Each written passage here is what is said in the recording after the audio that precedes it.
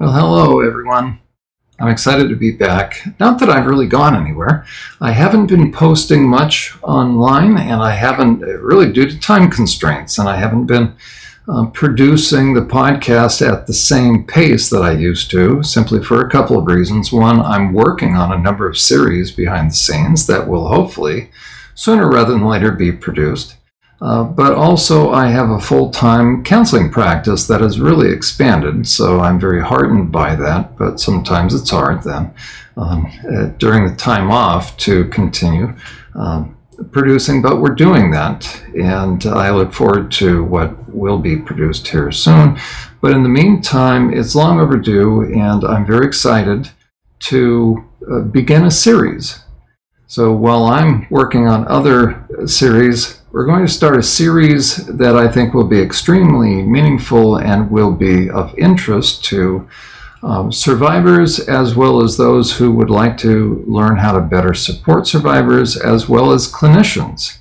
This is going to have a professional slant to it as well. And we're introducing today a new counseling model that has come from my work and the work of a very fastidious survivor who has made tremendous progress. And she has made it known that she and I have worked together clinically, but now we are collaborating on a new model, and it is going to be called IHC, Internal Healing and Collaboration.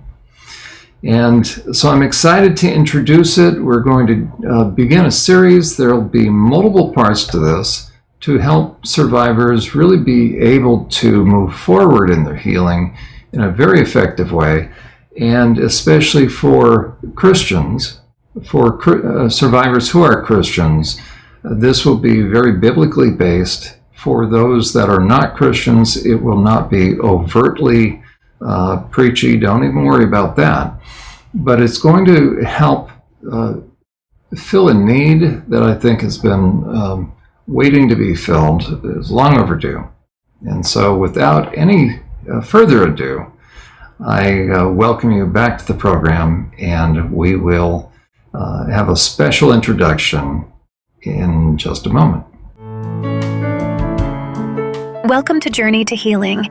Do you find yourself discouraged, troubled, in need of healing, but not sure where to turn? Jon Uhler, a licensed professional counselor, is here to help. Jon has more than 30 years of professional experience, helping people deal with the issues that keep them emotionally and spiritually stuck. There is help. There really is hope. There is a God who loves you, who wants to help you find peace and strength. And Jon Uhler is here to help you find that on this edition of Journey to Healing.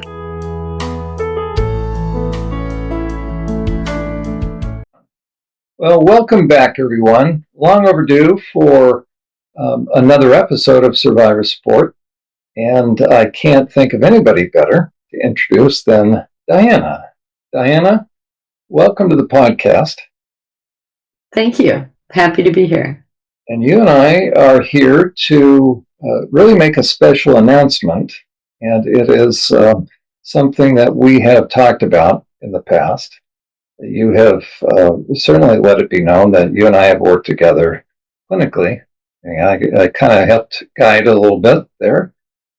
You've mentioned to everybody that you and I work together. I was the therapist, but now we're collaborating, really helping people understand the principles that are needed to be brought to bear so that people can find lasting help, lasting hope, lasting change. And I'm excited to have you share with the audience the work that you've put together. You're one of my star clients. I have a few, a number of those, but you are because no of the pressure. No pressure. But you have done a yeoman's job, or yeowoman's job, of really pushing through some of the most horrific stuff that I've ever heard of. And coming through it, you are moving to the other side. And so survivors need hope. They need help. They need to know that healing is possible. And so you and I have been talking about the possibility of doing a series. We've done a couple of series, and you actually hosted those. Those are up on your website. I'm going to have you in a little bit. We'll have people view your website because I strongly, strongly recommend your website. Mine is, of course, SurvivorSupport.net. They'll be able to find this, but I'm going to have Diana, if she so chooses, she can have this on hers.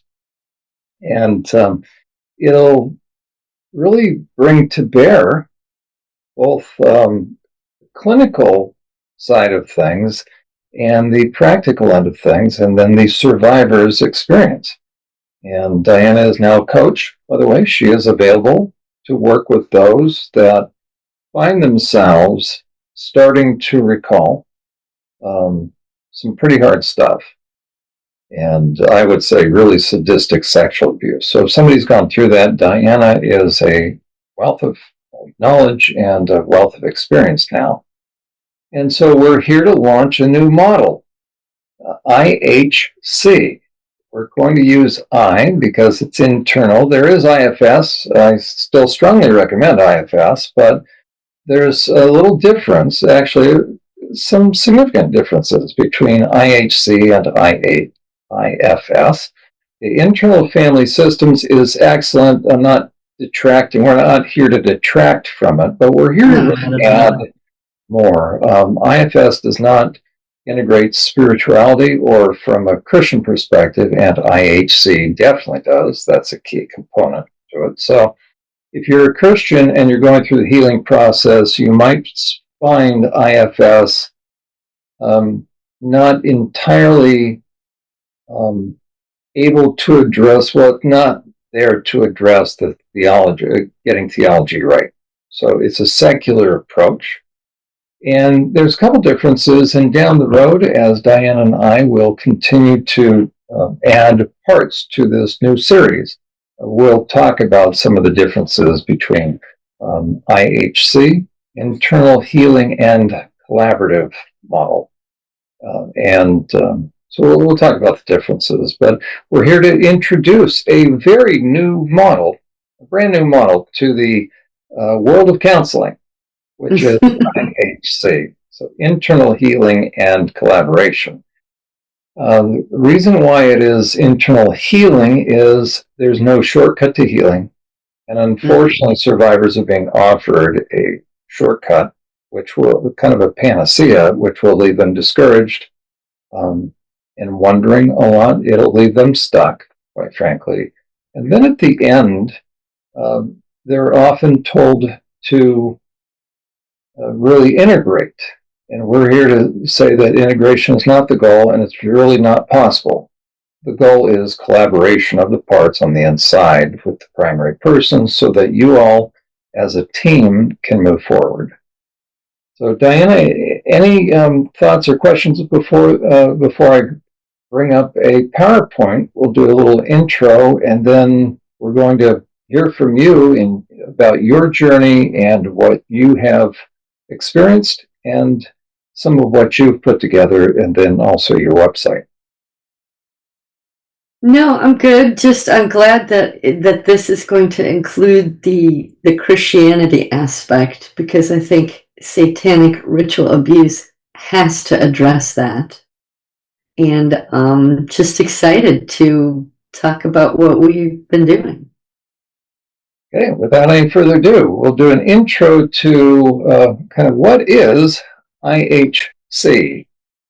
The internal healing and collaboration model is an approach to healing for survivors of significant sadistic sexual abuse that helps the healing process and journey move from internally chaotic to collaborative and controlled by means of integrating sound spiritual understanding of theology and scriptural principles with sound, well-established, and clinically recognized theory, principles, and practices.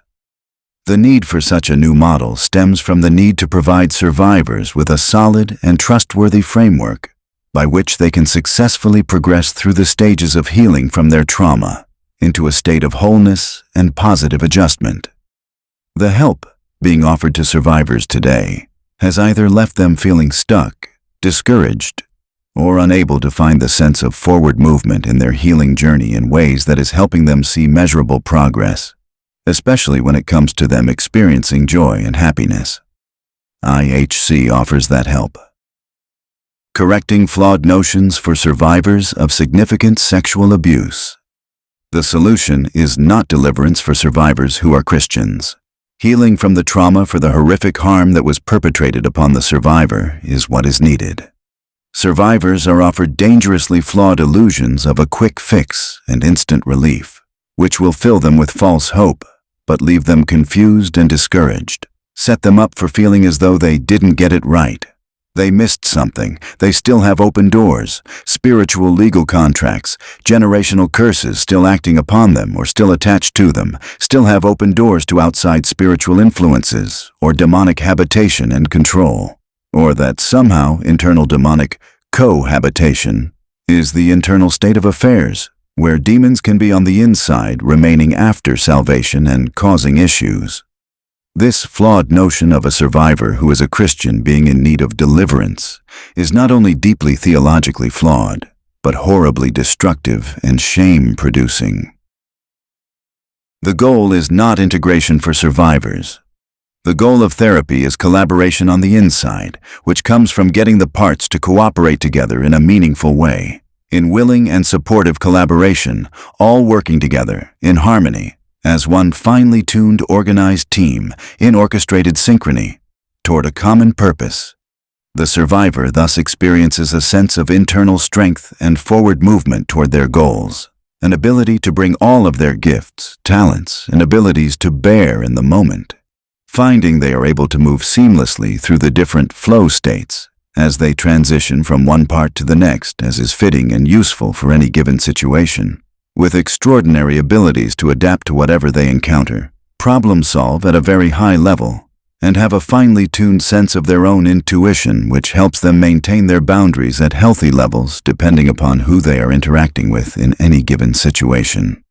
Collaboration creates a sense of teamwork on the inside, which allows their internal world to experience a sense of harmony, peace, and rest. Peace and rest will result in a decrease in trauma-related hyperarousal and emotional reactivity, internal confusion and conflict, dissociation, a feeling of a sense of foreboding, nightmares, hopelessness, suicidal thoughts, self-injurious behaviors, self-anesthetizing, unwanted repetitive behaviors, forgetfulness, distractibility, irritability, and a decrease in obsessive and compulsive characteristics and behaviors. And peace and rest will result in an increase in productive daily functioning, a sense of internal control, improved and effective interpersonal relationship skills, optimism about the future, being fully emotionally present in the moment, and a sense of optimism about the future. The goal for survivors is internal peace and rest. That does not come from a flawed notion that the end result of the healing process will be me being normal like everyone else. Who sold you on that idea? After all, what is normal? No. The goal is being the best version of your own authentic self that God created you to be, being high-functioning, being able to have meaningful relationships, to be helpful and useful to others in genuine need, being satisfied with how you are progressing toward your goals, and being able to find satisfaction in what you are doing, which stems from a sense of purpose. That will be realized to the extent you have inner harmony and collaboration, which will produce forward movement toward your goals, the ability to be more controlled, both on the inside and outside, that you can be fully present wherever you are, and that you experience genuine internal peace and rest. For survivors with trauma-related compartmentalized parts, a flawed notion has been pushed regarding what the goal of healing should be.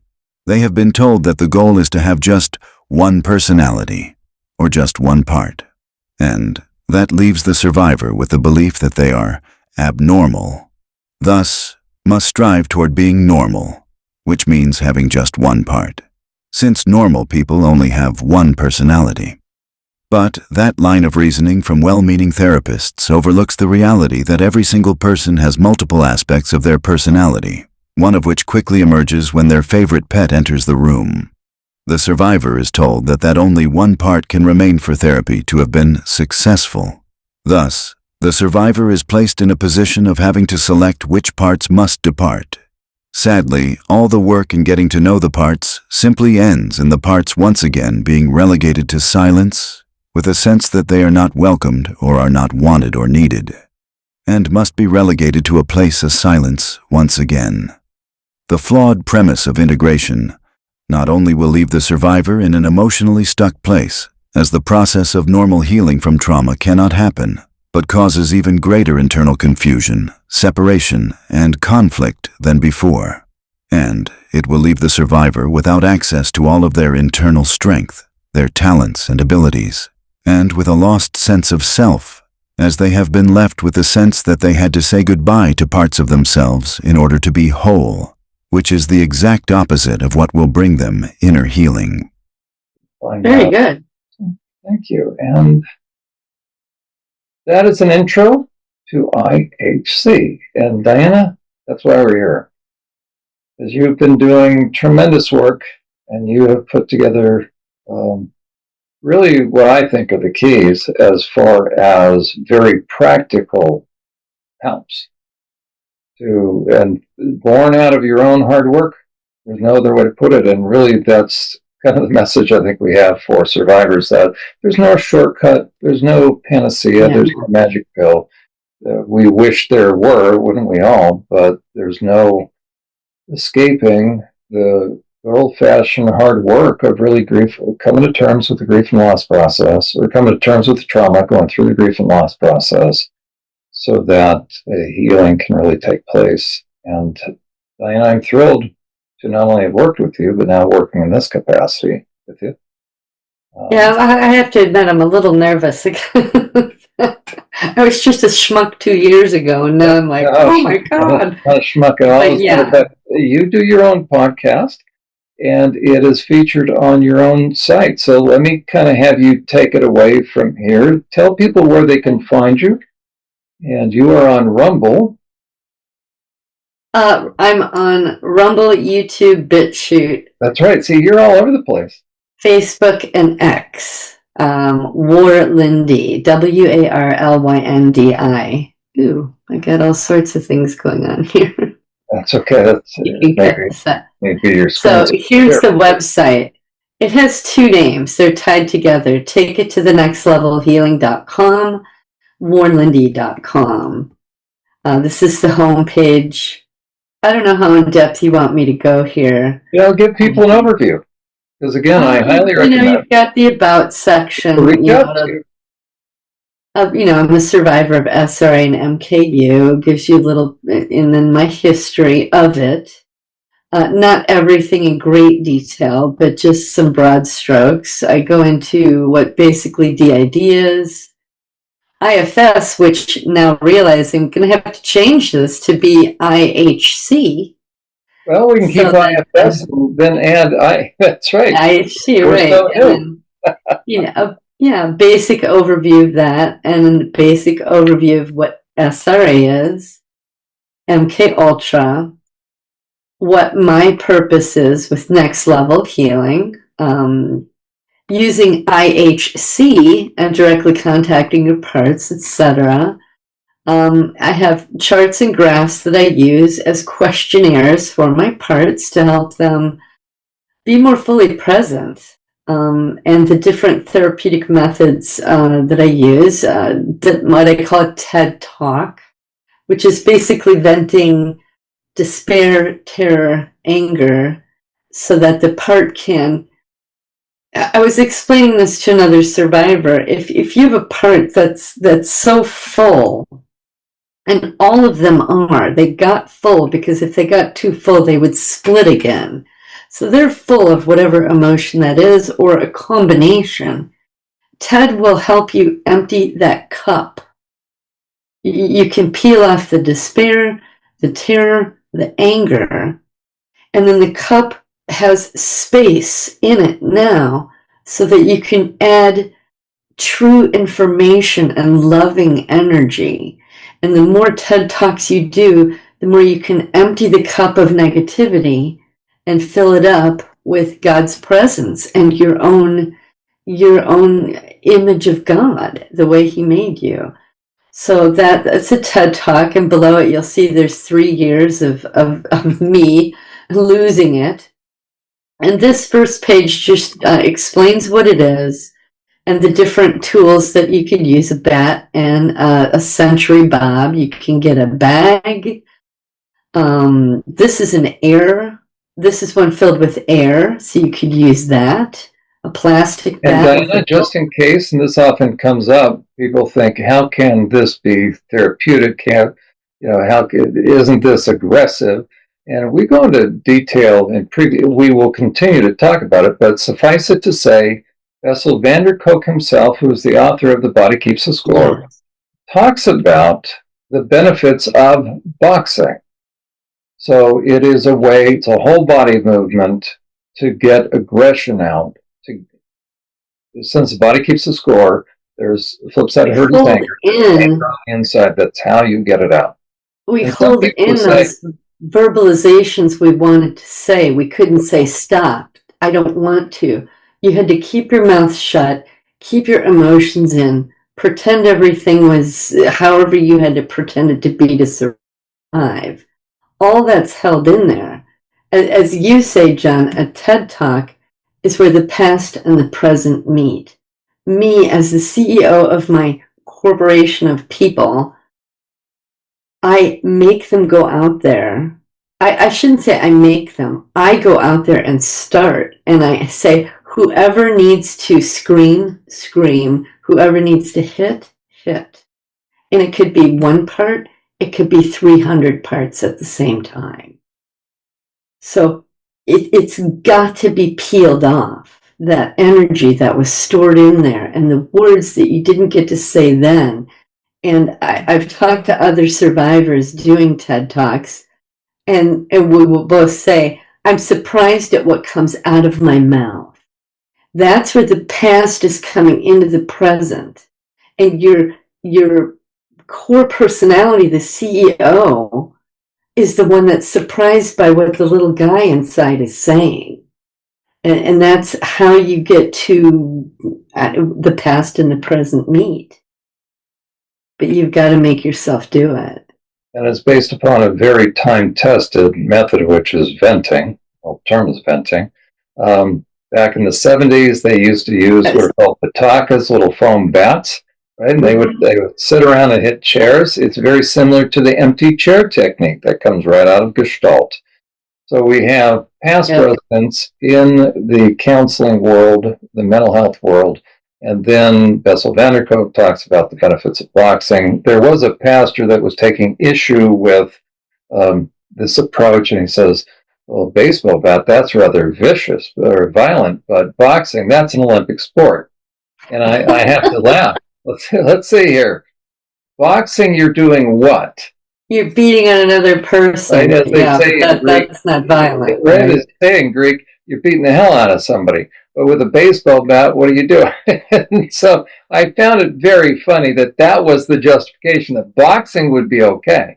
We say, and then put on some boxing gloves and beat the tar out of Ted. You can't tell me you're not thinking thoughts when you're punching a punching bag. And so I think personally a baseball bat is much safer on the joints of the person. Oh, for sure. Because if you're not trained how to box, then it will mess up. If you have nails, I can't. I have to do anyway. Yeah, that's much safer. It's much safer. And Diana, you have on your Rumble channel, you have all these past sessions, some of our work together. But what's beautiful is this will be new to a lot of people, the concept of venting. So they can go back to your very first couple of I say go back to the very beginning, and you can see the evolution and progression of them. Yeah, and you help people who don't even have a TED. You help them learn what's involved in venting and how to do it safely, but how to do it effectively. And so throw a tantrum on your bed. Okay. And really, the proof is in the pudding, and that's what we're here to talk about, the efficacy or effectiveness of this model that we are labeling, quite frankly. So the Internal Healing and Collaboration Model, IHC. It's now sort of, I think we're taking things to the next stage from IFS, or it's very helpful. Well, it'll be helpful for non-Christians, but very helpful for Christians because we integrate Christian theology, not so much well, yeah, it's rooted and grounded in theology, but we It has integrate. to be, yeah, because that's what's used against us. That's right, because absolutely, because theology does matter. Somebody that we're both familiar with said, you know what, theology doesn't matter. No, theology is just truth. It's a body of truth, and only the truth is going to set us free. So, Diana, you have done something that I haven't seen any other survivor do. And it's great for the scientific method. So we're beginning the stages of helping people definitively see the efficacy of this, because I'm a professional in the field. And in the field of counseling, we like to see results. So do insurance companies, by the way. And we all want to see a result. So why should somebody believe that this new model that is being posited or put forth, why should we believe this is effective? Well, you happen to have done something that I don't think anybody has done, at least anybody that I'm aware of. You actually have plotted out the progression of internal states, as it were. And so if you want to show that, and so I'm thrilled to have people see that, you know what, this is not just two people come together to now put words together, such as internal healing and collaboration. It really is a model that really will produce results, and you have the proof of your own journey, which I'm excited for people to see, again, the positive benefits of what we are now putting out there in form of this new model. So if you want to walk people through your bar graphs. Okay. And this is, let me close that out. Okay. This is what I call my emotion level check, which Jon told me to be ready, so I kind of am. Okay, so tell us what the colors mean. Tell us what we're looking at. Okay. Let me blow this up. This is taking one part when I discover them and saying, okay, are you numb and detached, which would be the gray bar? Do you have a lot of anger? Are you fearful? Are you in despair or sad, depressed? Do you have any peace inside of you or any happiness? And I just kind of take a moment and go, okay, her emerging name was Brave because she was sitting in a dental chair having a tooth pulled out without painkiller. And as a child? Yeah, well, actually, I think I was 16. Yeah. Okay. I could get into all the reasons why that was happening, but that's not where we're at right now. And I'll just kind of sit down and I'll just kind of get in touch with that moment in my head and say, okay, Brave, how do you feel? And I'll just hear some, well, I was just freaking scared. I'm like, okay, is it like a 10 or 12? And sometimes the mouse will move without me consciously doing it. And it'll just hover somewhere. And I'll go, okay, here, go pick the color. And they'll go, yeah. And I'll say, okay, are you, and I wanted to cry, but I couldn't. I had to stuff it down. I had to be brave. That's why her name is Brave.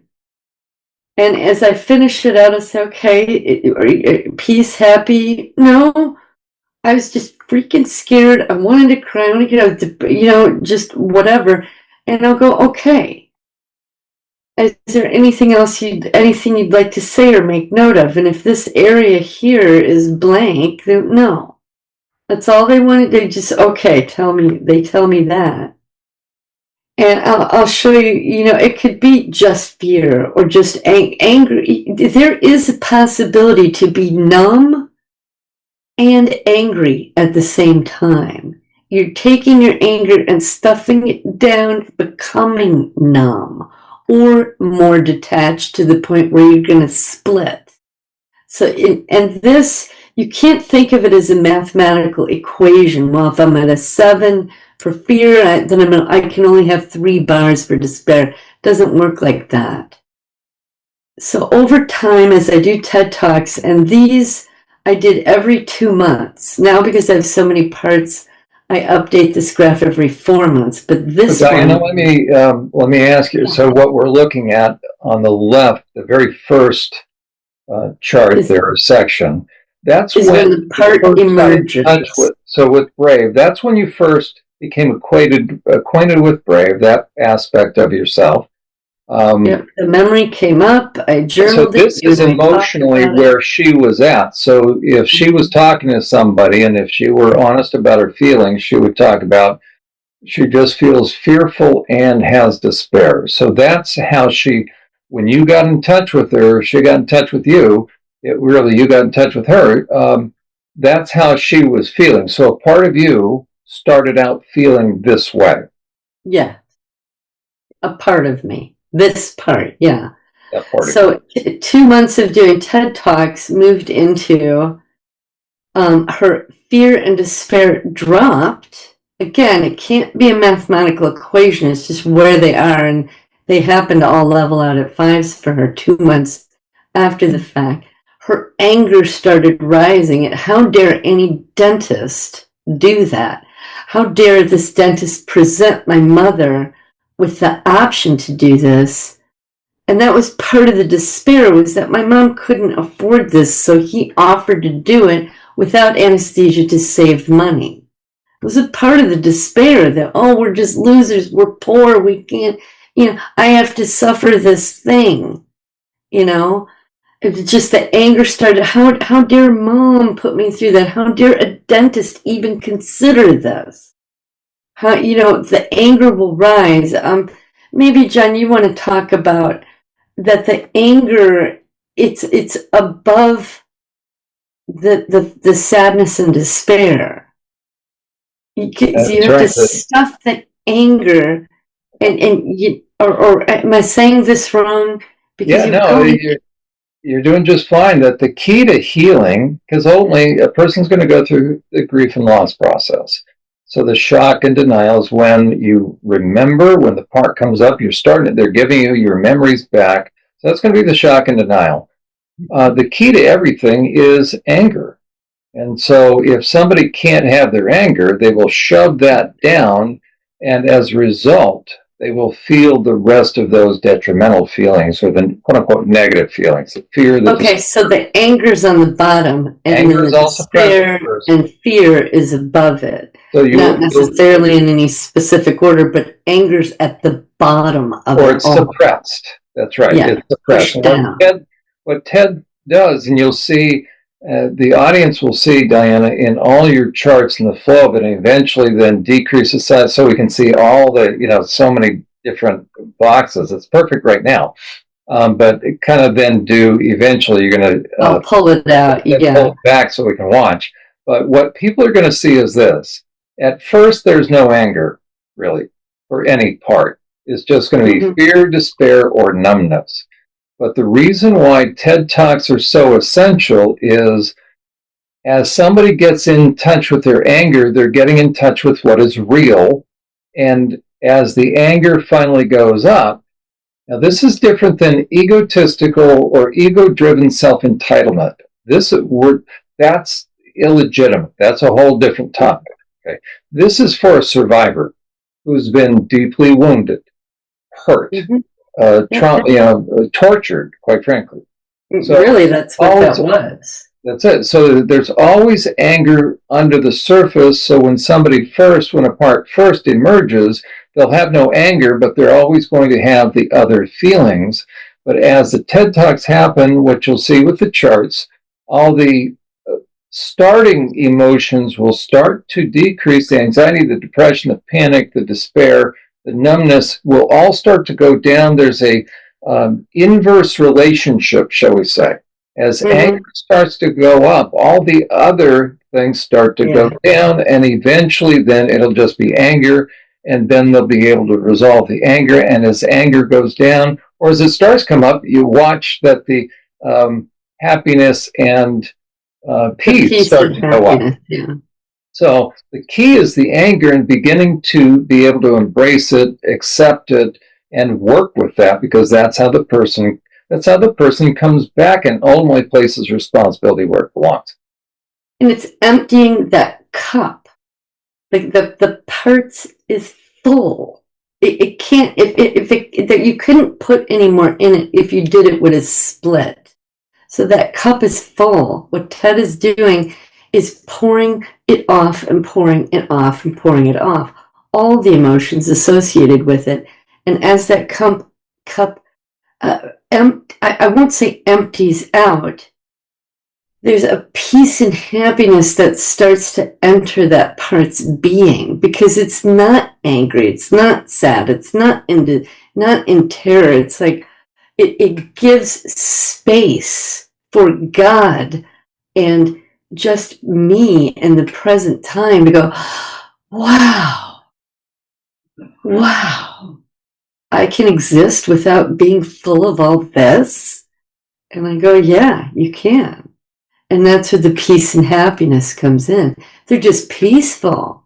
And they become happy because they're peaceful. Or happy because they learned a truth to replace the lie that they were told. But the TED Talk empties out the cup and makes room for peace and happiness. That's what it does. So we'll just continue on with Bella here.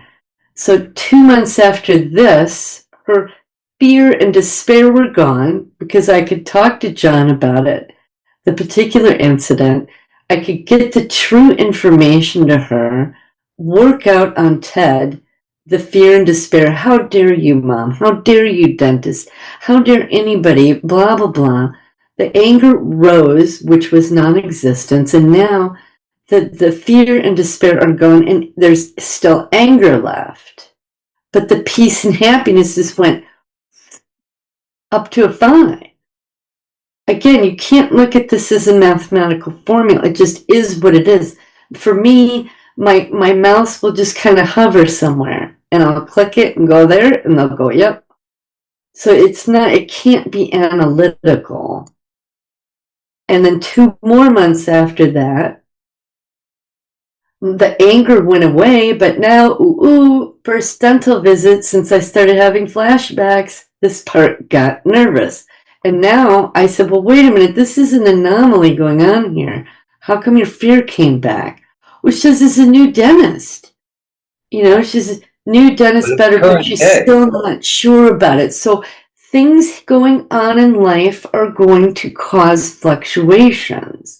Not a lot, but it'll, oh my God, So the fear came back, and I said, that's okay. I didn't have to work on Ted about this. What she needed to do was just go to this new dentist, because my old one was awful. Experience, wow, I get painkillers, and you're going to warn me what you're going to do first, and that, and I would raise my hands off. This is, you're not strapped down. We can get up and walk around if we want while we're waiting. And that's all she needed, was this new experience, being fully co-conscious with me, knowing that I was going to protect her. And then 2 months after that, no more fear of the dentist. I've been there 3 times now. I don't have any fear unless it's a new part emerging, but not from Bella or several others. Her peace and happiness rose, and then 2 months after that, she's perfectly peaceful. And she said, thanks for being so attentive at the dentist's office. She needed to know I was going to protect her. I told her, I said, if at any point you can't handle this, we can get up and walk out at any minute. She's like, really? I'm like, yeah, really. And to heck with all the scheduling and all of this and the coping. We can leave if that's what you need. And that's all she needed to hear. And from that point forward, every 2 months, she's and this is present time right now. I just did my last update April 1st. She has been perfectly peaceful and happy for 2, 4, 6, 8, 10, 12 months. So A year. I don't know. I'll pull this out so that y'all can see. Each horizontal line here is a different part. And I'll start off with their the name of that part originally, what they emerged with, and then they choose a new name if you're wondering why that's different. But it's important for everybody to see, let your eyes go from left to right, which is normal, and look at the change in the decrease in the negative emotions and the increase in the positive emotions. That's what's and the stability. Right? The positive emotions are not transitory, they're not fluctuating, they are here to stay. Now, yeah, except like here's an anomaly here. Oh, wait, where did that go?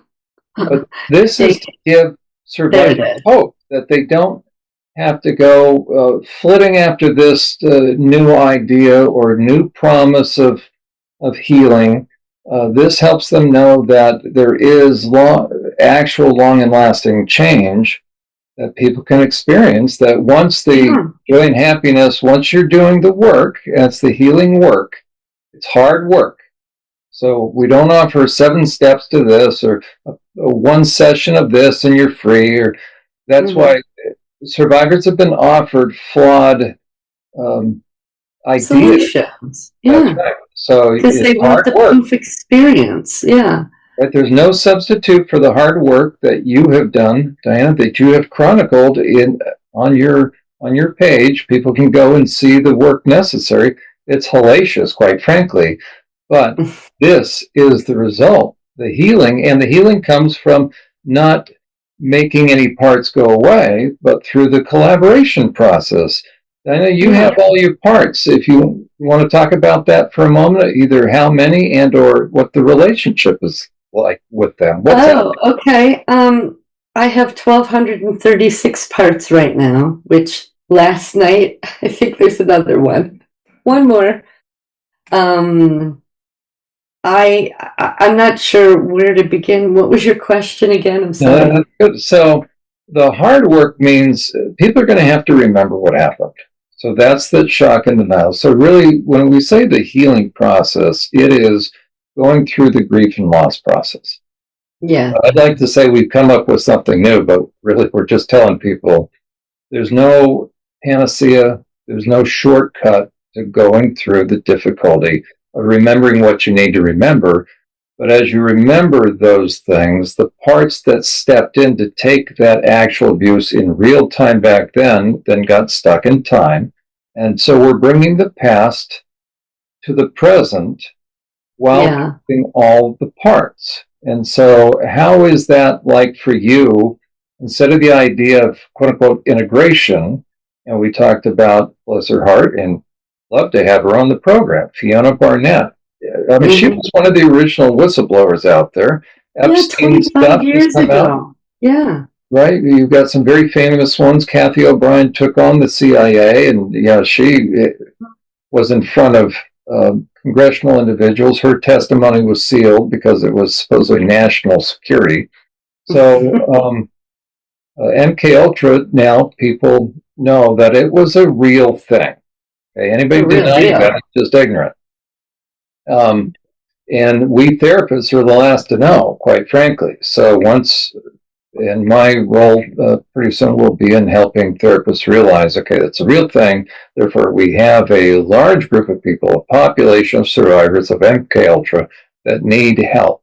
And then you add to that the MK Ultra people, the evil Nazi scientists, were looking for those that already had the phenomenon happen to them through satanic stuff, the ritualistic stuff. So you have deeply traumatized survivors that have been looking for a quick fix. There's no quick fix. And now they're being told, once they start to get their memories back, that ultimately they're going to have to let go of their parts. They're going to have to bid them fond adieu. They're going to have So what is it Yeah. like for you with this concept? We might as well talk about what's it like for you knowing that when you and I recently talked about Fiona Barnett and what, as a matter of fact, you did a podcast of your own, kind of an open letter, very Yeah. compassionate to Fiona.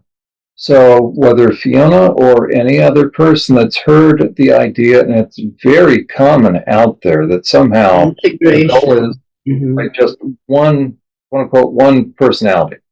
And so talk about what is it like for you to know that you don't have to, that perspective is inaccurate.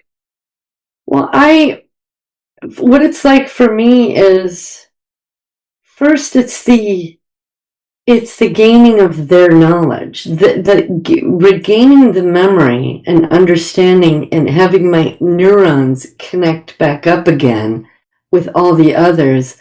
I have a holistic memory now. It's not complete, it's not finished. I'm still having memories, but getting those parts to a peace and happiness state, which includes baptizing them and confessing their sins before God, because even a victimized person has a sin nature and they're going to cling to something, that sin nature.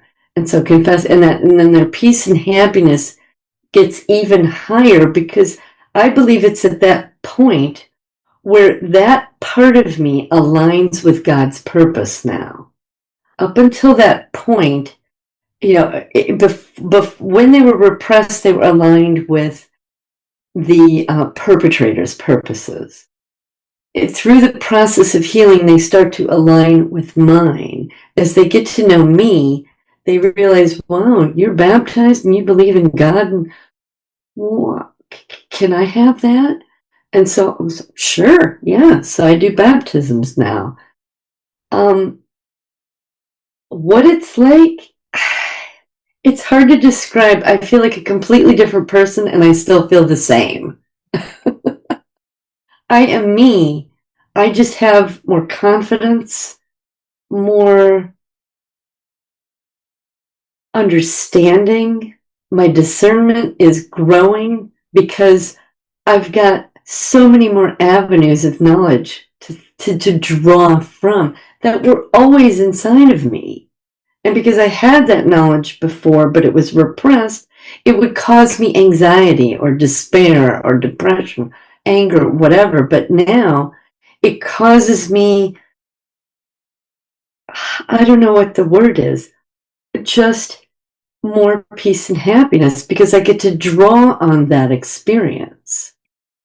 And I have given my parts complete permission to, in any emergency situation, life-threatening or whatever, they have permission to step in and do their skill, and I will step away. I refuse to be unconscious. I refuse to be amnesic. So, but you can step in and take over and handle the situation. I'll learn from you as a passive observer, but you do your thing because you know how to do it. Because if I was amnesic and in that state, I knew how to do it perfectly, exactly. That's why I survived. So a couple of examples is my husband and I went mountain biking, and we're going along this road. And he says, "Oh, let's go up there to like this new road there," because we had to kind of do a quick turn and go uphill. Well, I did it badly, and I wiped out. And as I wiped out and fell off the bike, I rolled down the hill 2 or 3 rolls. And I stopped myself, and I kind of took a moment. So, okay, I said, I'm okay. And Chris said to me, well, you rolled really well. And in that instant, I said, the part said, well, of course, I was trained to do so. And I said to her, thank you. So she took over for that 3 seconds, did her skill. And then when we were safe and settled, she receded and I came forward, because I've given them permission to do that. Now, they're not allowed to hurt themselves or hurt anybody else, obviously, but so we can move in, they can move in and out of the consciousness level. I remain conscious. I just step to the side and they perform. They do their thing. They don't need to do it 24/7 all day long. Just, I guess it's the whatever the mechanism in the mind is, happens. I don't have to think about it. I don't have to ask for it. It just happens. And what I would say for those, and always in the back of my mind, are the naysayers. We know a few from experiences, and they would say, "Well, no, this is like, what are you doing? You're causing Diana. She's like sounding like schizophrenic." No, what we're describing. First of all, does she look schizophrenic? I don't think so. She's describing her life better than most people, peace and happiness. Okay, Yeah. and so she's very well grounded. As a matter of fact, this has improved your marriage. And you, Oh sure. my gosh, yes. Oh my goodness, yes. Let me just back up a second to that part that fell. She is, instead of having all of her negative emotions, right, that we worked out on TED, and she had her peace and happiness level, but now she gets to talk about what she did. She gets to feel proud that Diana embraced me and let me do that. And Chris even noticed and said something. So her self-esteem rose. And every time I mention it on film, she feels good about herself now. You know what I mean? So that's another aspect. The 1,237 parts, let's just say, that one over 1,237 has an increased self-esteem. Imagine doing that for all 1,200 or 1,237. So in terms of my marriage, I was talking to another survivor the other day. I said, if 3 years ago, before I had any of my memories, completely still amnesiac, my relationship with my husband was very strained. I would not have told you that I was an anxious person at all. I thought I was relaxed, chilled out. We had our conflicts over a certain subject matter, but I just thought all the problems were his. Because, he's doing this behavior, it's causing problems, causing me. So as I started to heal, I realized I have massive amounts of anxiety. Massive. And so any little small action that he did in this one particular behavioral area was instantly triggered, but I was consciously amnesiac to it. But it was still triggered. And my husband, he's very street smart and very observant. He could sense and see it in me. However, I could not. And so his anxiety would rise because he could see it in me, even though I didn't acknowledge its existence. But now that I've gone through the memories, the healing, the talking about it, the TED Talks, and the anxiety has reduced, he can still do that behavior, and I could care less. And because I'm relaxed and I don't care, and I said, that's between you and God. For you guys to work out, I can't judge it, I can't force it, I can't change it. That's between you and God. It's his problems to deal with. But because I'm not anxious about it, and I'm not having trepidation or walking on eggshells or whatever, which I was completely unaware of, but he could see it, his anxiety is reduced because mine is. And so as mine reduced, his reduced. And as my judgment about this particular behavior went away, and I gave it to God to deal with and for him to deal with God, because I got my own crap to work out with God, right? I don't need someone else's crap. You deal with yours. You have your knapsack, I got my knapsack, and I got just one knapsack now. I'm not trying to carry or fix or change him to please and suit me. Like, that's for God and Jesus to do. So I'm not putting pressure on him anymore in this subtle or unconscious or subconscious way, he's able to relax and address his own knapsack in his own way, as well as watching me address and hold my one and only knapsack in my way with God. And as I have realizations about myself, I share them with him, thinking, he might get something out of it, he might not. I'm just going to share it with him. But just simply my energy level, if that's what you want to call it, or my spiritual state, or my mental clarity. I'm not in confusion states anymore. I'm not having arguments in my head where one part was, well, who cares if he does X, Y, and Z? And 20, we do care because this and this and all this.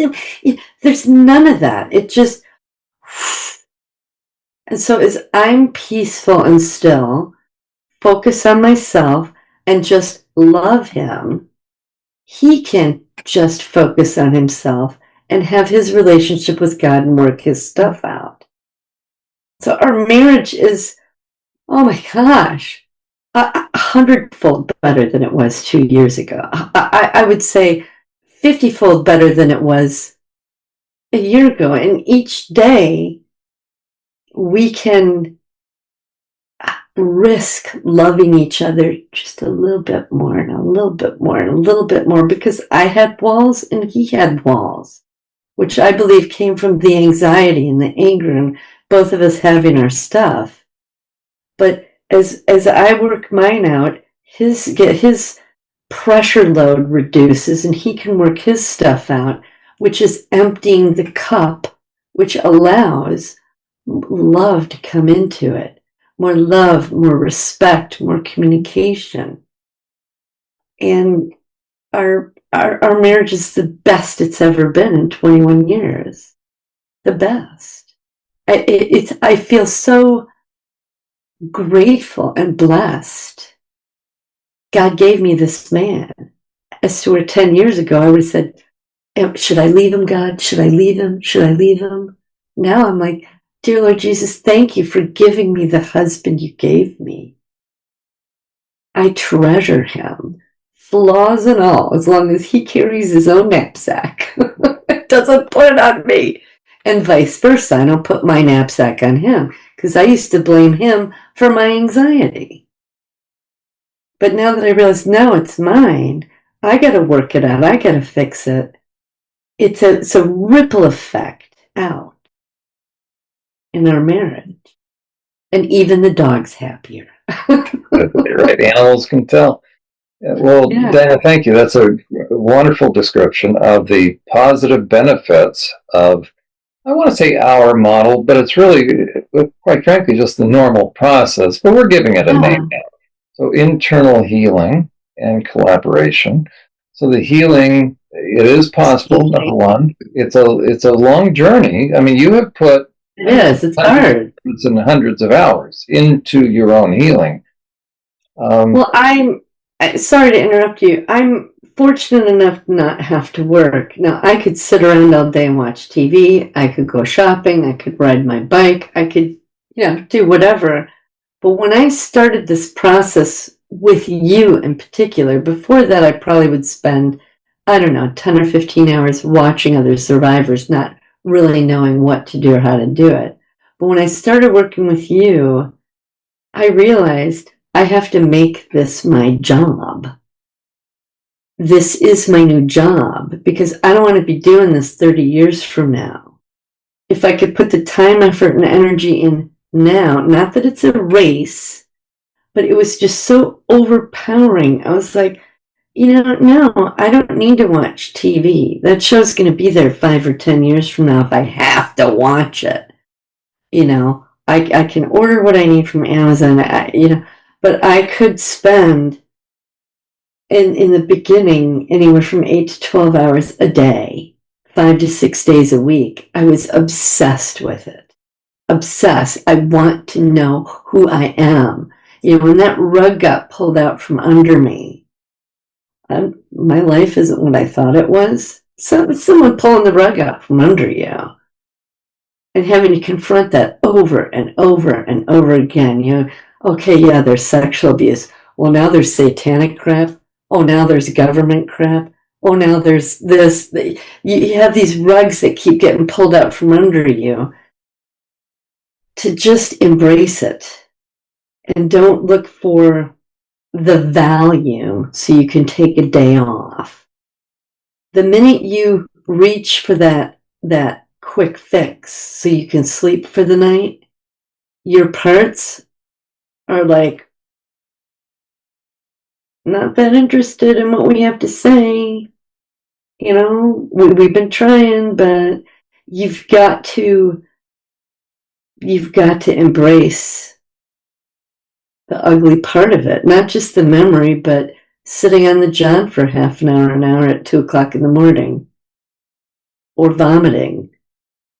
That physical expulsion, I think, is necessary.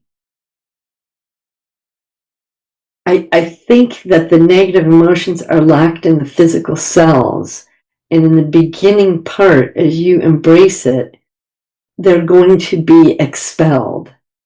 Not all at once, not one day, but I think I went through a good of 6 or 9 months of that, maybe once or twice a week. Just push through it, because they do go away. Body memories come and go, but I'm just talking about the expulsion of toxins.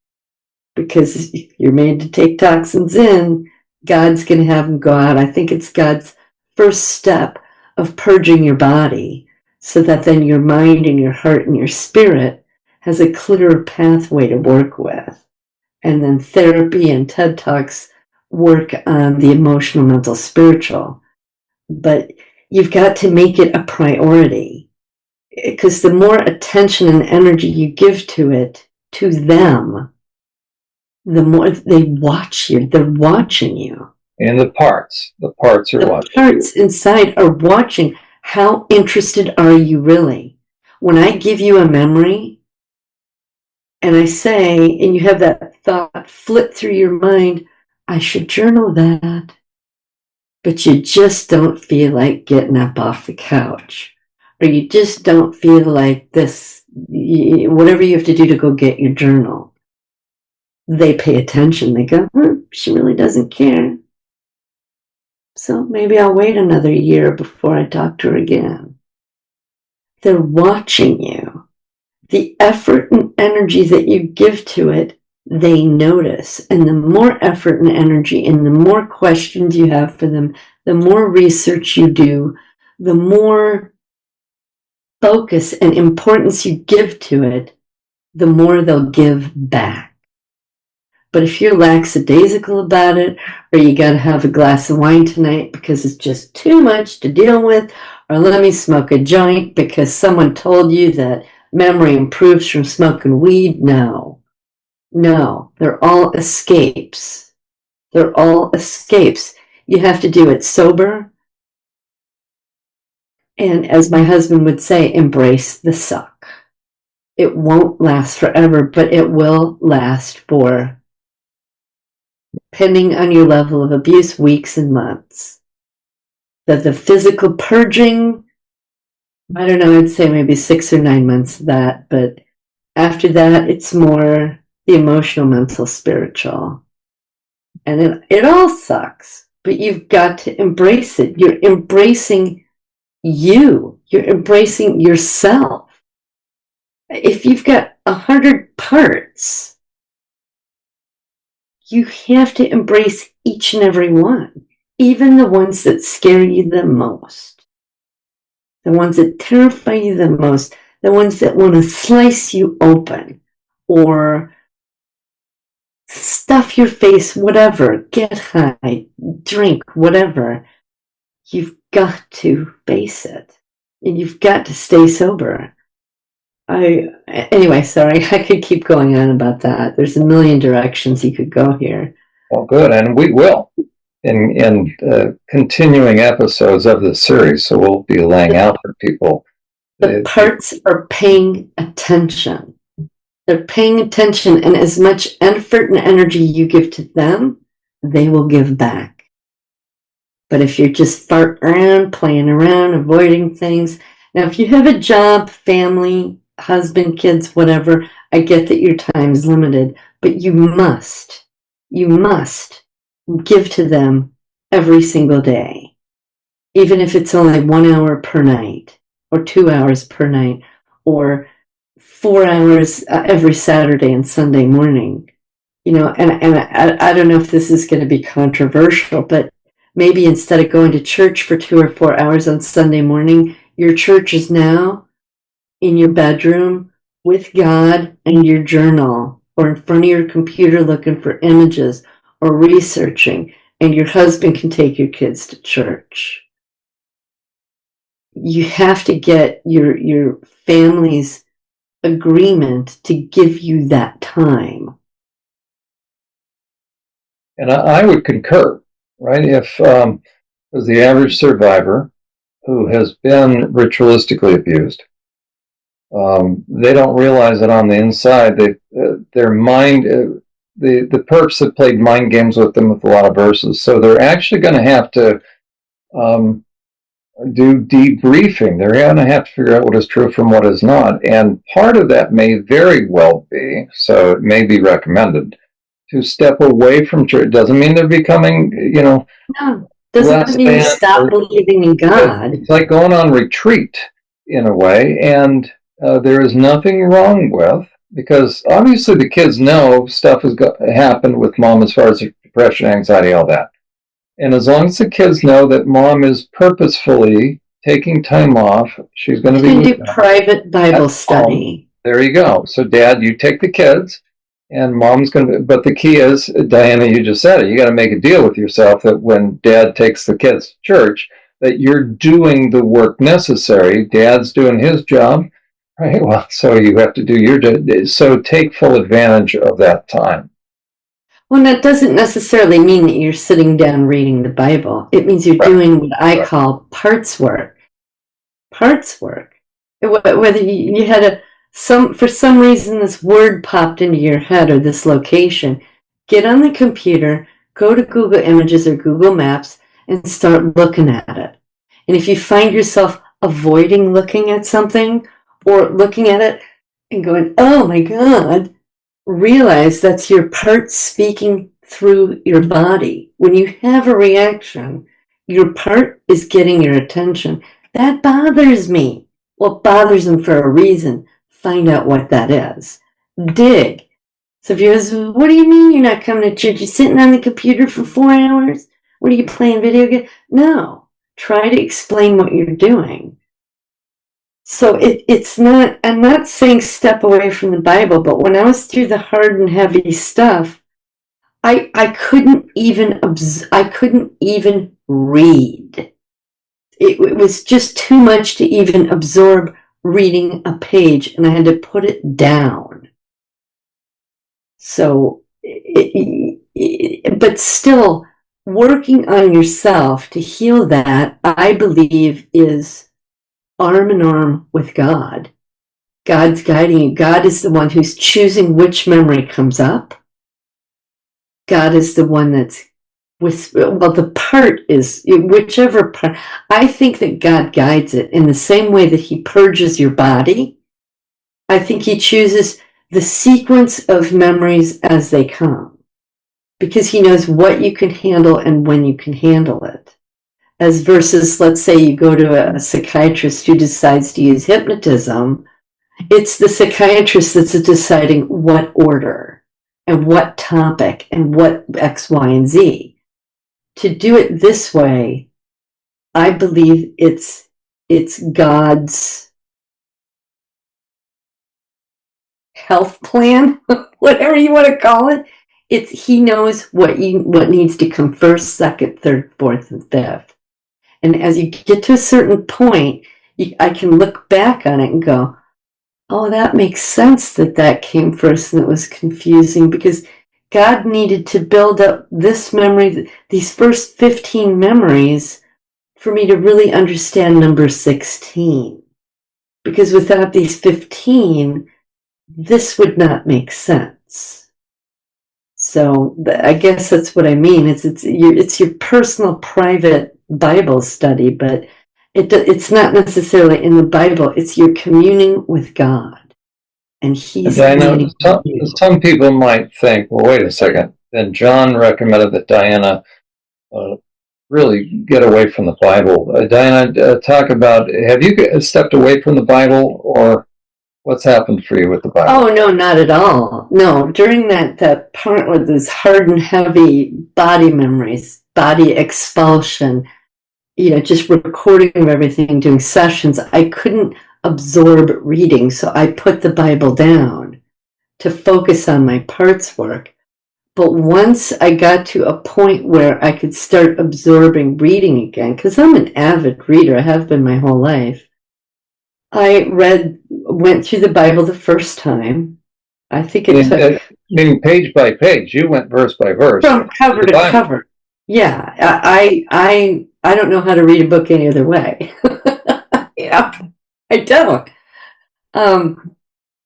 Cover to cover, I think it took a year and a half, because I would kind of pick away at it during that time. But I noticed that I could read something and not remember it.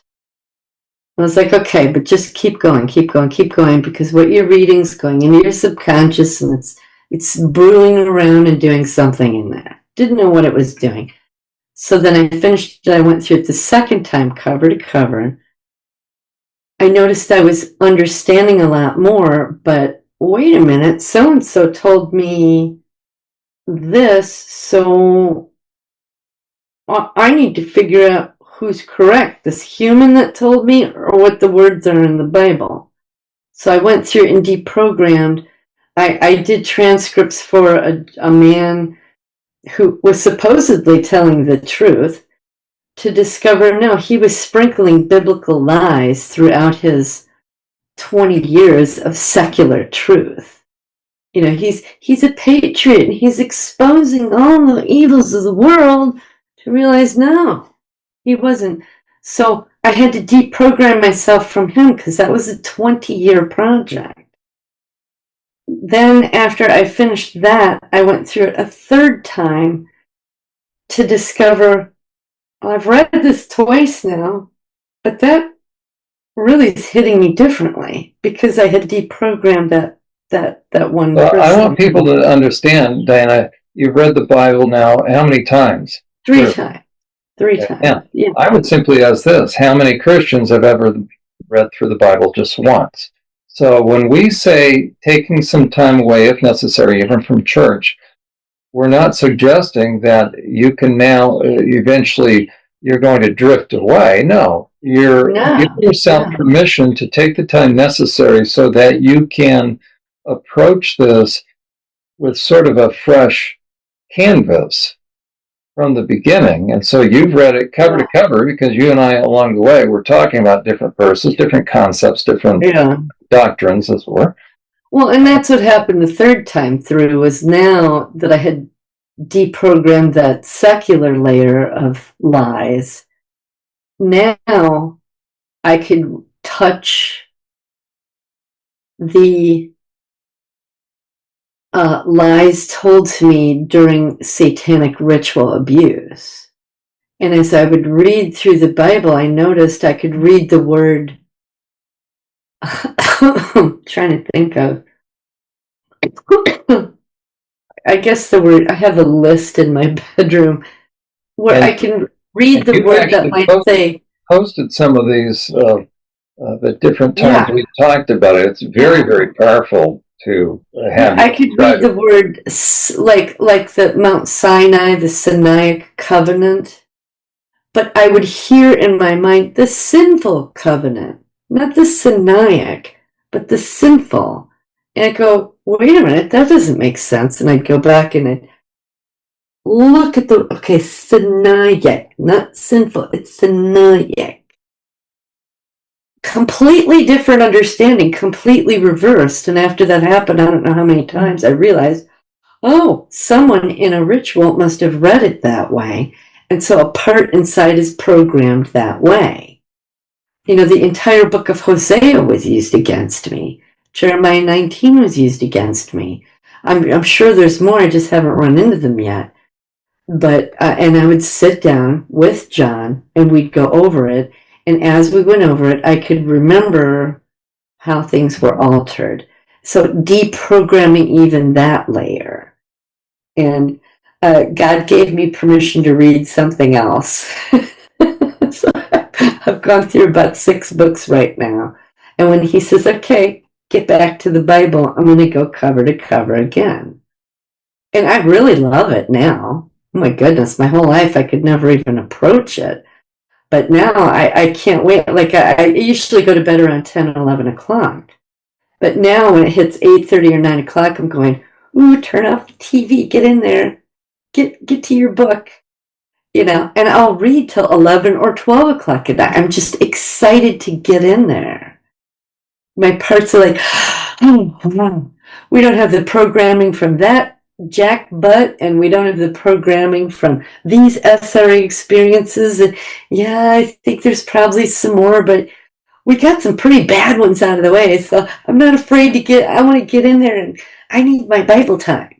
I think most people wake up and have their Bible time. For me, it's before I go to bed, so 8:30, 9 o'clock, I'm like kind of itching to get in there and get at it, learn what I can.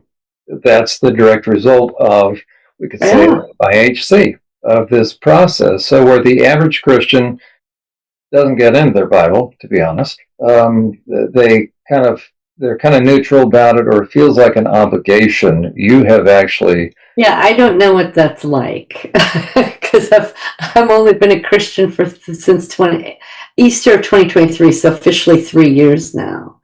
It's just been this past year. I'm excited about it. Not just to be saved, that was the first year and 2, but now I'm like, oh my gosh, every time I read this, it's like 50 more layers open up to me. That's the excitement, is, I guess, the Holy Spirit entering and allowing me to understand the layers. One sentence can have 5 layers of meaning, or 20 layers. That, I don't know, that's just really exciting to me. That's called the illumination process that the Lord brings to mind. Yeah. I still don't know the right words. Yeah, these little terms, right?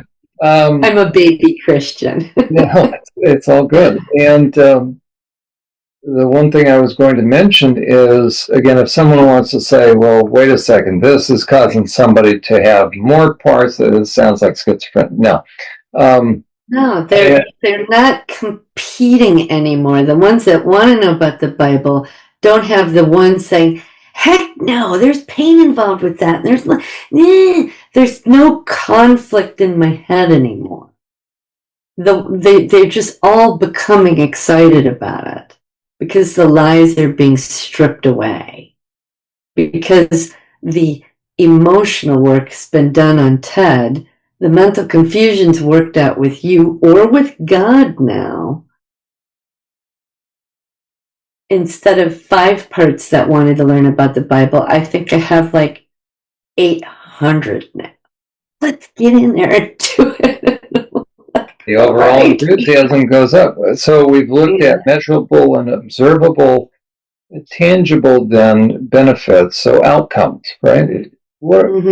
At the end of the day, when all is said and done, does this work? We're not just talking pragmatism, because a lot of people can talk pragmatism, but as far as long-lasting, authentic, deep-rooted change, Diana, you have talked about how before you were split off from yourself, now you've got harmony on the inside. What I would say is this, as you gave the illustration, how you fell off your bike and you rolled, what I would say is this: the collaboration and cooperation process allows for what science is now, and people can go on and do a YouTube search of how many different podcasts there are dealing with flow states. Okay, what this does is it allows the ultimate flow state for someone as they get to know their parts. On the outside, me interacting with you, or if somebody met you, they would never know you have parts. They'll just end away walking. They'll walk away from you with the sense that, man, you're really with it, and you're very optimistic, and you can do a lot of things, and you're unflappable, and And isn't that exactly what we want as far as people? Doesn't that describe a pretty well-adjusted person? Well, as you said, flow state, I get what you mean. Like an athlete could be in a flow state, or an artist or whatever. But for me, when you said flow state, okay, here's the subconscious, here's the conscious. We're flowing. There we go. In and out with each other all day. There we go. You know, even if they're only present for 1 minute in that day, they still got to be present. They're going to let me be present. And no, I don't need to speak in a weird way, or I'm not 5 years old anymore, because for me, my parts, they may be discussed when they emerge, they might be 3 years old. Which is Bonnie. She was 3 weeks old. I want to show you her picture real quick. They grow up. And people can see, and Diana, again, people can see everything you're talking about in your podcast that you've done. So I highly recommend, if you want to see what are these charts, what is Diana referencing to, well, go to her Rumble page and walk through the process with her, because you have. And I recommend start at the beginning. Yes, if you start in the middle, I think you're going to lose a lot of context. There you go. So this is Bonnie, 3 weeks old. She's drowned in blood for an initiation. This was her original picture. Her name was Blue because she turned blue. But within, what was it, Jon? A month or two? She wanted a new picture. And what is this, like maybe a 14-year-old girl? She grew that much that quickly. And it was just about a month ago or 2 months ago. So this would be, 2 years after emerging. Now she's this beautiful young woman. The parts do not remain at their age. Some do, some don't. I think all of them are growing and learning. So this is Bonnie. She was Blue, and, she's growing. And honestly, right now I can hear in my head, you're saying, I'm more like in my 30s now. That's great. Because I'm 60. Okay, you're going to have to get another picture, right? Add another picture. And but yeah, they're flowing together in and out. Marty, who is the part that was waterboarded, I always wondered throughout my life why I didn't really have a conscious understanding, but I only would brush my teeth 2 or 3 times a week. Just like, and be done and get out of there. It didn't bother me, didn't give me anxiety. But I thought, what? I'm so thorough with cleaning my house, with this, that. Why do I avoid my teeth? I could never understand it. When I figured out this MK Ultra torture, and I asked him, so would you like a new purpose? He said, yes, I'd like to do the tooth care. And I said, really? He goes, yeah. So Marty comes out every night before we go to bed. He has 4 tools. We got a flosser, an intradent, the brush, and then a gum stimulator, because that's what the dentist recommended. He wants a good score with the dentist. So he gets to exist for 1 minute every day. And he's male, and he's about 25 years old. So am I standing in the mirror with a masculine voice? No, we're just standing there brushing our teeth. But he flows up into consciousness, takes care of my teeth. When he's done, he goes back down. That's what he wants to do. I would have never chose that for him. And then there's another part as part of that waterboarding incident. He says, well, can I do tooth care as well? I said, sure, I guess you have to share time with Marty. And he goes, no, what I would like to do is, can you buy me one of those metal plaque picker things like the dentist? I said, sure. So every couple of months when I can't fit the intradent through this tooth right there, we sit down with the mirror and he picks the plaque away. It's just right here.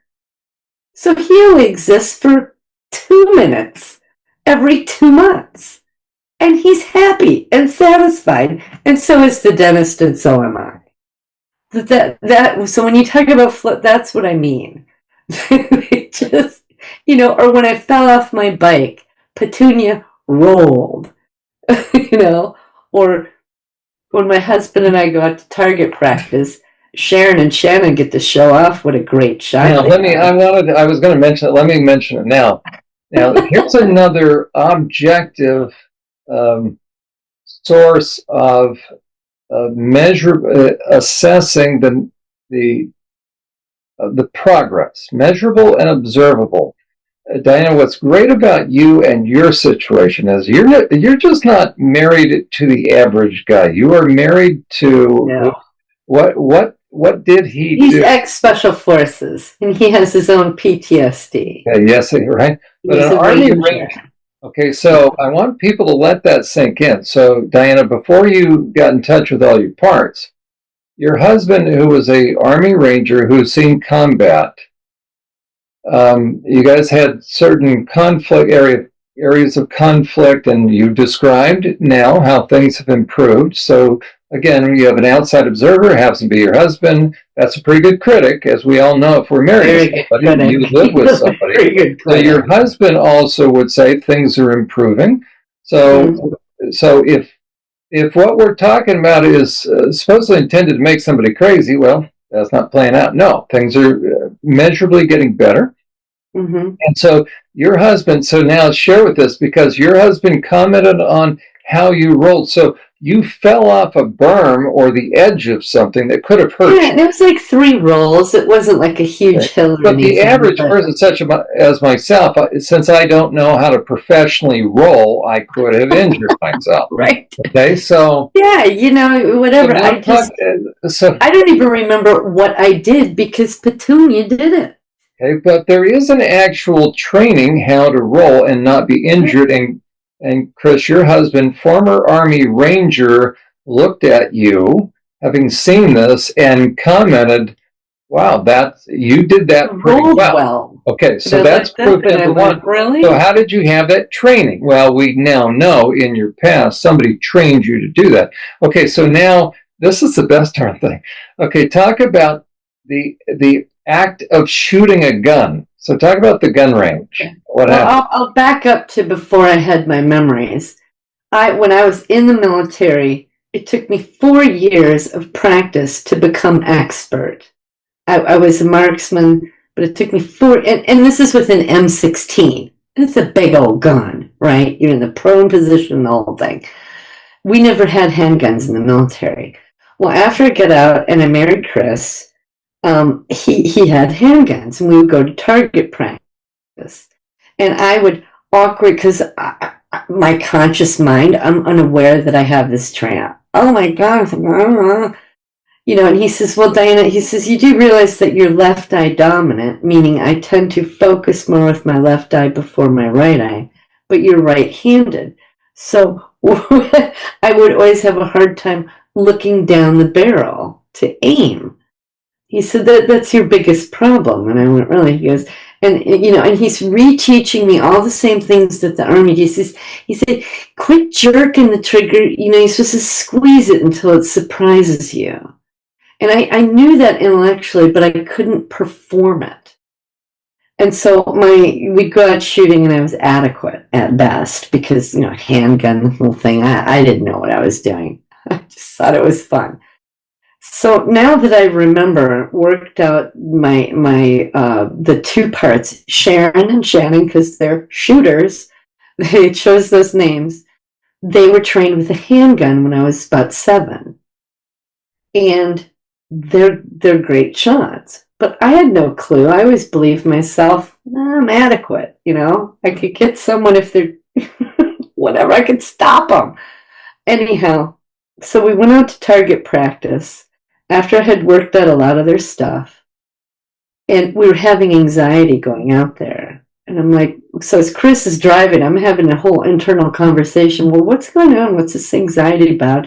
And they told me what it was. I says, well, let's just go forward. I'm here.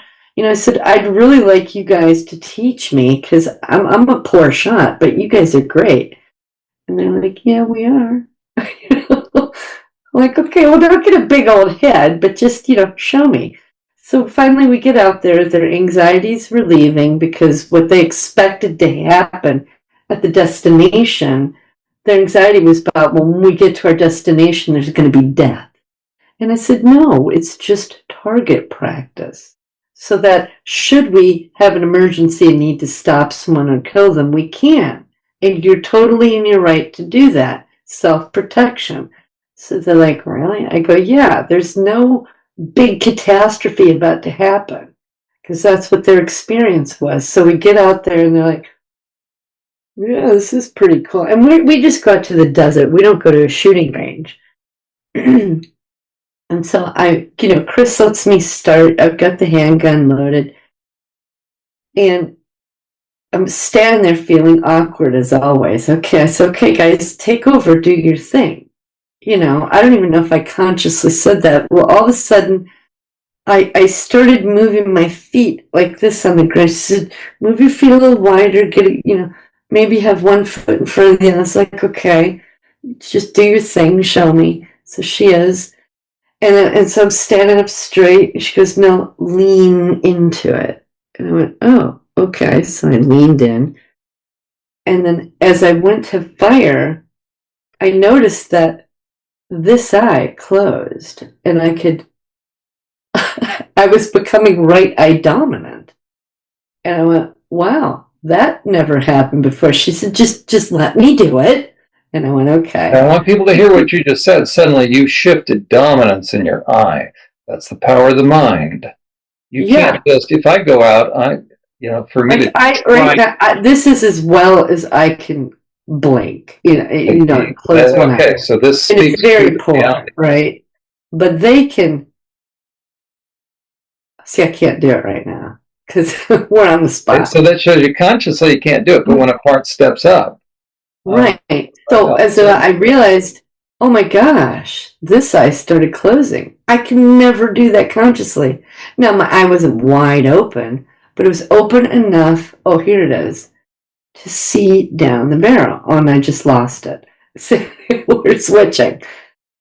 So I could aim with my right eye down my right hand. And also I noticed the thing was firing, but I wasn't doing it. It was surprising me. And I remember consciously thinking, well, this is how it's supposed to be. And that my partner's like, yeah, you don't want to jerk your hand around. She knew how to squeeze it. As to where before I was conscious of them, I was squeezing it with anxiety. Right? But now I'm squeezing it with confidence. So we could say, or somebody that's still saying, okay, all of a sudden you, like sports psychology, you stop thinking about it and we allowed you to get in the flow state. In this case, it's allowing the parts to step in.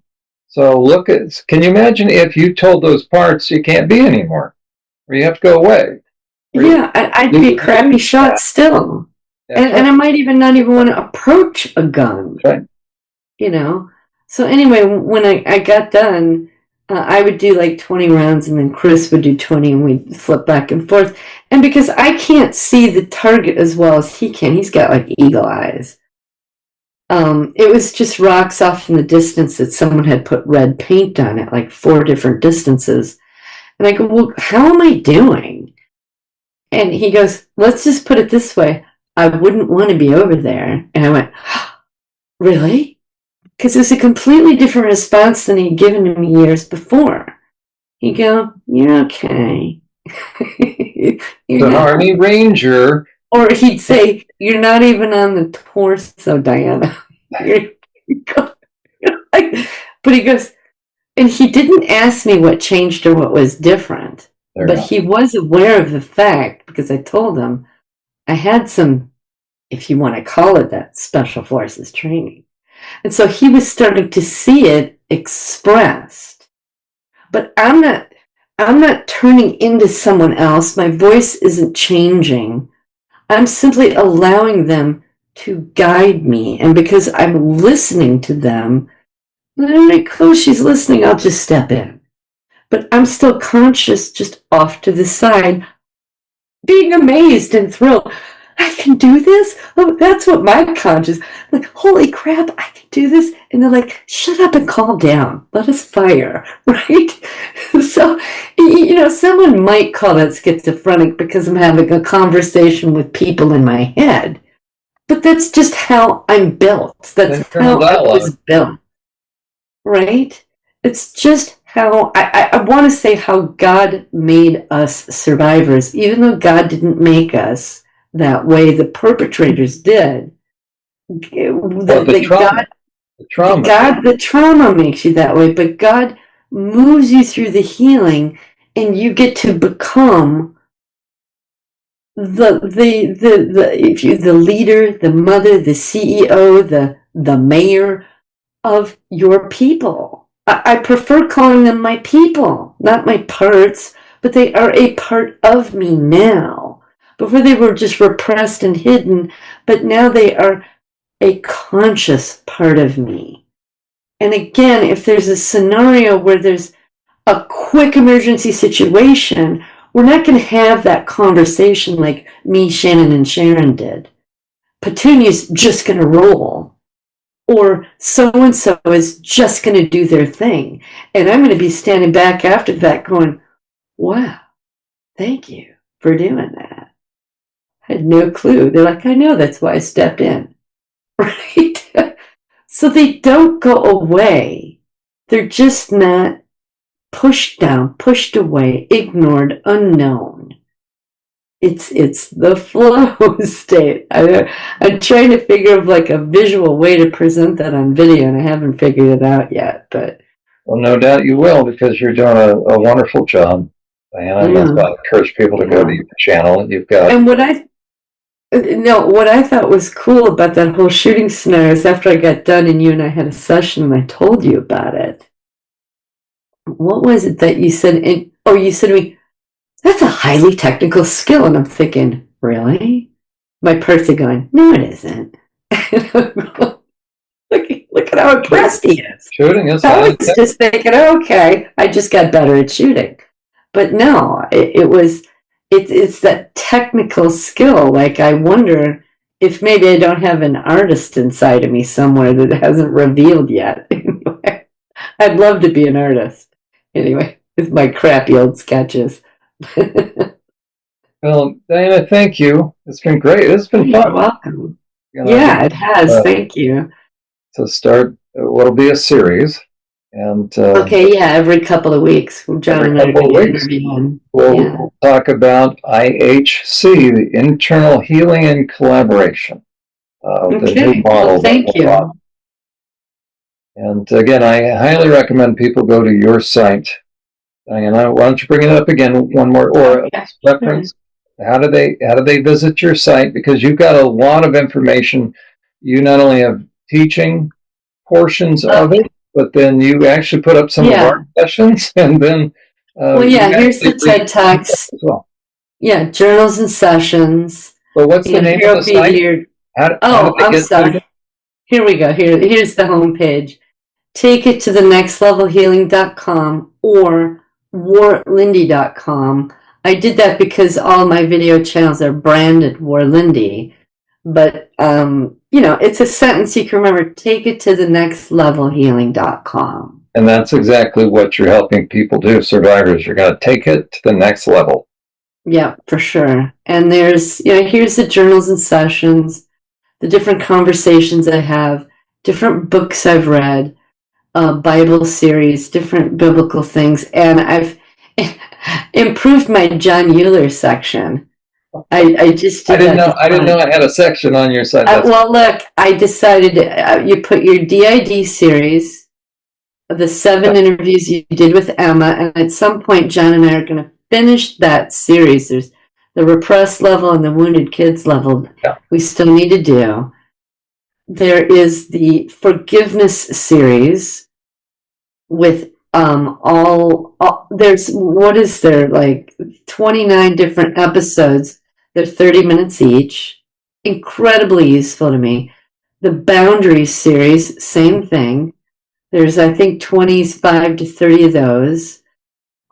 Hindrances to healing I haven't aired yet, but Jon has them on his podcast, his website podcast. So if you click here, these pages are under construction, but there's 7 of those. And also, how big of a pig series?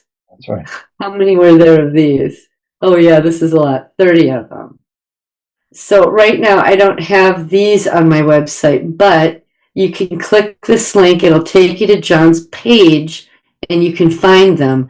The difference between my website and Jon's is I've organized them by topic. Jon has them listed the date that he did them. So you'll have a boundaries mixed in with a forgiveness mixed in with a hindrance. So if you want to learn them chronologically as Jon posted them, that's a great way to do it. If you want to do it by topic, my website will do that. And then I have a prayer section, some prayers I found really useful for trauma survivors. And this is how you would, and I'm not charging anybody for, I thought I removed that. But here's how to contact me, warrenlindy@yahoo.com. And again, I have BitChute, Rumble, YouTube, Facebook, and X.